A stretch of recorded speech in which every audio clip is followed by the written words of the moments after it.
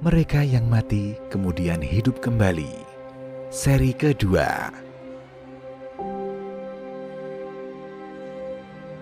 Bani Israel dan sapi betina.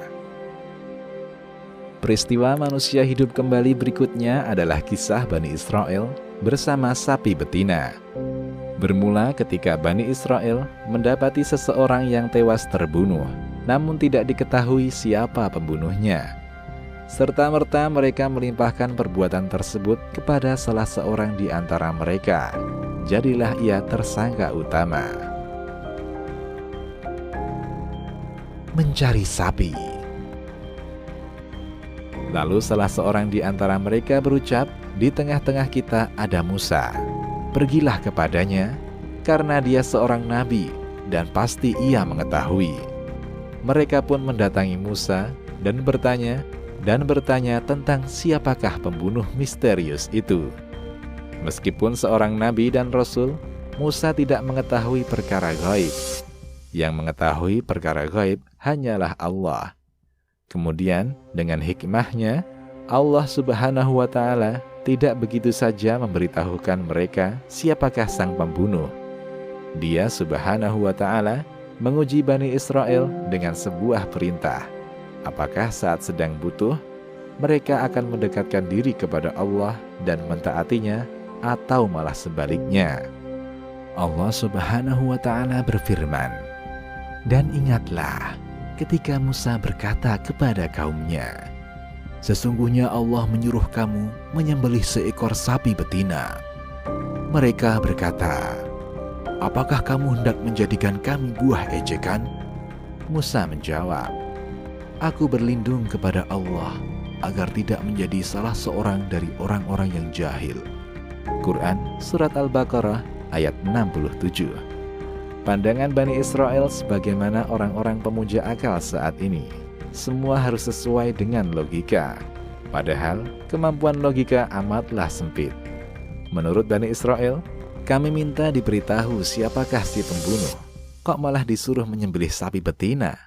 Apakah kamu hendak menjadikan kami buah ejekan, wahai Musa? Kata mereka. Bisa pula perintah ini dimaksudkan untuk menghilangkan kerancuan yang ada pada benak mereka.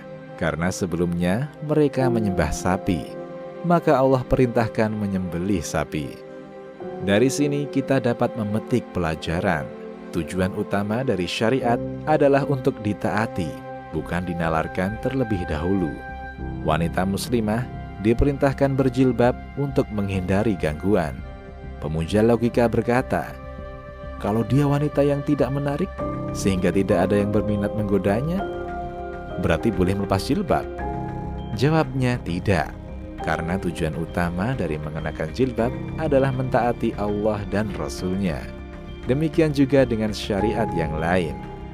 Mulailah Bani Israel bertanya tentang sapi betina itu. Mereka menjawab, mohonkanlah kepada Tuhanmu untuk kami, agar dia menerangkan kepada kami, sapi betina apakah itu? Musa menjawab, sesungguhnya Allah berfirman, bahwa sapi betina itu adalah sapi betina yang tidak tua dan tidak muda, pertengahan antara itu. Maka kerjakanlah apa yang diperintahkan kepadamu. Quran Surat Al-Baqarah ayat 68. Setelah sebelumnya membantah, akhirnya mereka menerima. Sifat ini tentu sangat berbeda dengan sifat sahabat-sahabat Nabi Sallallahu Alaihi Wasallam. Mereka tidak pernah mempertanyakan perintah Rasulullah Sallallahu Alaihi Wasallam, apalagi membantahnya. Bani Israel mulai mempertanyakan sapi seperti apa yang dikehendaki Allah. Mereka membebani diri mereka. Padahal Allah hanya memerintahkan cukup sapi saja. Lalu disebutlah sapi itu yang biasa saja, tidak terlalu tua, tidak juga terlalu muda, yang biasa saja. Sapi yang bisa menghidupkan orang mati tentunya bukanlah sapi biasa. Tentu ada spesifikasi yang lebih utama lagi tentangnya.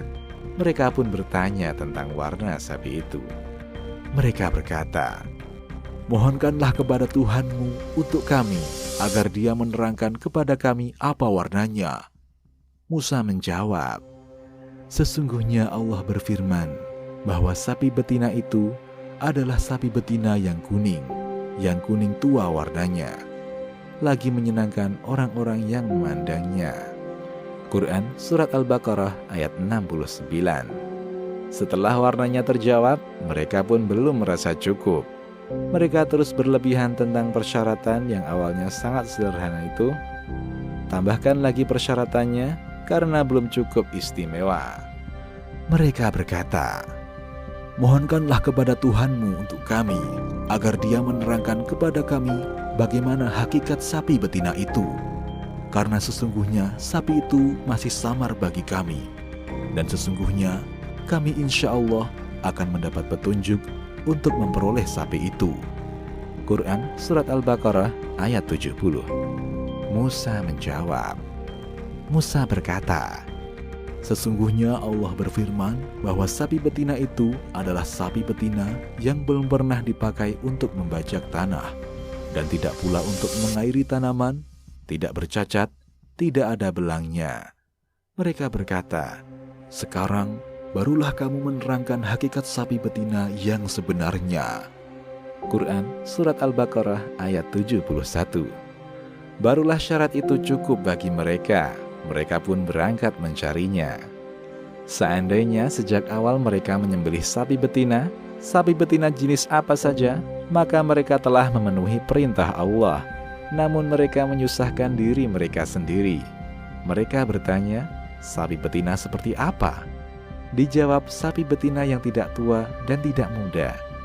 Mereka mempertanyakan warnanya.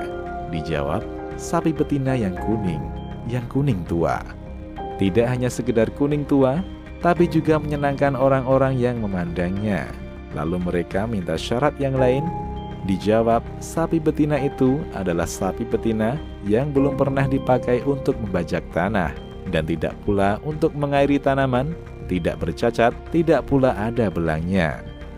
Mereka pun kesulitan mencari sapi istimewa itu, sapi yang bisa menghidupkan kembali orang yang telah mati, walaupun akhirnya mendapatkannya.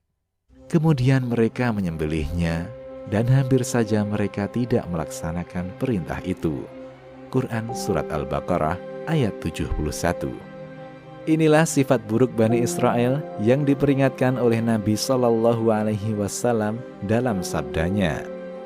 Dari Abu Hurairah radhiyallahu anhu, dia berkata, "Aku mendengar Rasulullah SAW bersabda, 'Apa saja yang aku larang terhadap kalian, maka jauhilah.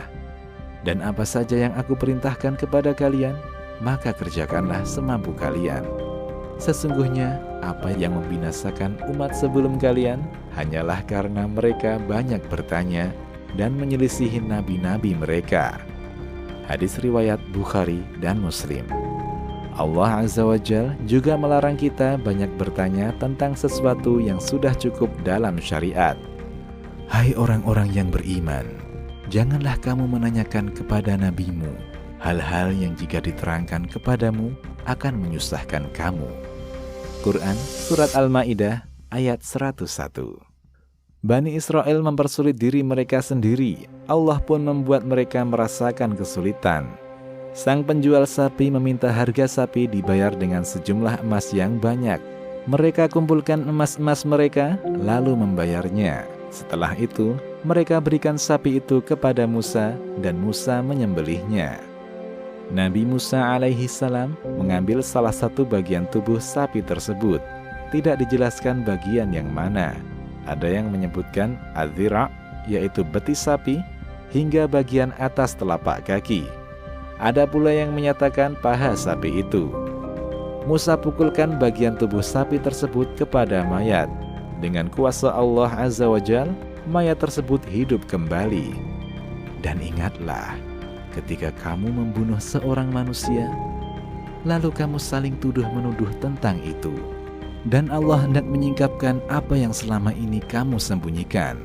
Lalu kami berfirman, pukullah mayat itu dengan sebahagian anggota sapi betina itu.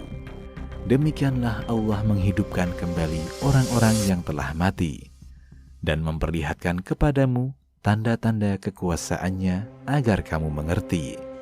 Quran Surat Al-Baqarah ayat 72 hingga 73. Musa berkata, "Sekarang dia sendiri yang akan memberitahu kepada kalian siapa yang telah membunuhnya." Lalu orang yang hidup kembali itu menyebutkan siapa pembunuhnya. Setelah itu ia kembali diwafatkan. Al-Khamis. Penutup. Allah Subhanahu wa Ta'ala berkuasa atas segala sesuatu. Dia mampu mengadakan manusia sebelumnya sama sekali tidak ada. Dia mampu menghidupkan manusia yang telah mati, sehingga manusia itu mengalami 2 kali kehidupan di dunia. Dan Dia Subhanahu wa Ta'ala pula mampu membangkitkan manusia kelak di hari kiamat. Rugi dan menyesalah orang-orang yang mendustakan hari kebangkitan. Alangkah kecewa orang-orang yang meyakini kebangkitan namun tidak beramal mempersiapkannya. Demikian, Allahu a'lam.